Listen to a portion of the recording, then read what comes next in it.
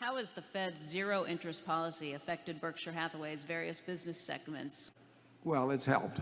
You know, interest rates are to asset prices, you know, sort of like gravity is to the apple. And when there are very low interest rates, there's a very small gravitational pull on asset prices. And we have seen that getting played out. I mean, people make different decisions when they can borrow money for practically nothing than they made back in 1981 and 2 when Volcker was trying to stem inflation and the government bond rates got up to 15%. So interest rates power everything in the economic universe, and they have some effect on the decisions we make. We borrowed the money on the Heinz purchase a lot cheaper than we could have borrowed it 10 or 15 years ago. So that does affect what people are willing to pay. So it's a huge factor, and of course,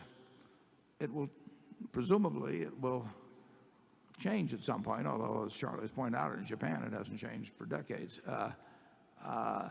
So if you wanted to inflate asset prices, you know, bringing down interest rates and keeping them down. At first, nobody believed they'd stay down there very long. So it reflects the permanence that people feel will be attached to the lower rates. But when you get the 30-year bond down to 2.8%, you know, you're able to have transactions take place. It makes houses more attractive. I mean, it's been a very smart policy, but the unwind of it, you know, has got to be more difficult by far than buying. I mean, it's very easy if you're the Fed to buy $85 billion a month, and I don't know what would happen if they started trying to sell $85 billion. Now, when you've got reserves there, that it'd certainly be a lot easier than if those reserves had already been deployed out into the real economy. Then you would really be tightening things up. But you know, this is like watching a good movie as far as I'm concerned, and because I do not know the end, and that's what makes for a good movie. So we will be back here next year, and I will, or maybe in 2 or 3 years, and I will tell you I told you so, and hope you have a bad memory. Charlie?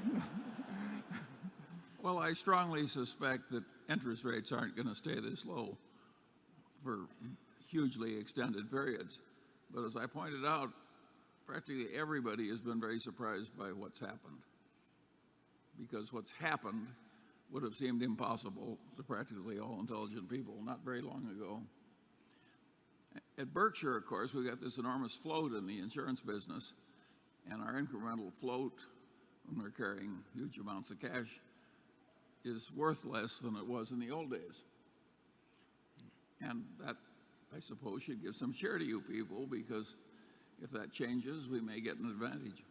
Yeah, we have 40, at the end of the first quarter, we had, whatever it was, 48 or maybe 9 billion or something like that in short-term securities. We're earning basically nothing on that. We never stretch for yield in terms of commercial paper that brings 10 basis points more than Treasury. Our money, we don't count on anybody else, so we keep it in Treasuries basically, and so we're earning nothing on that.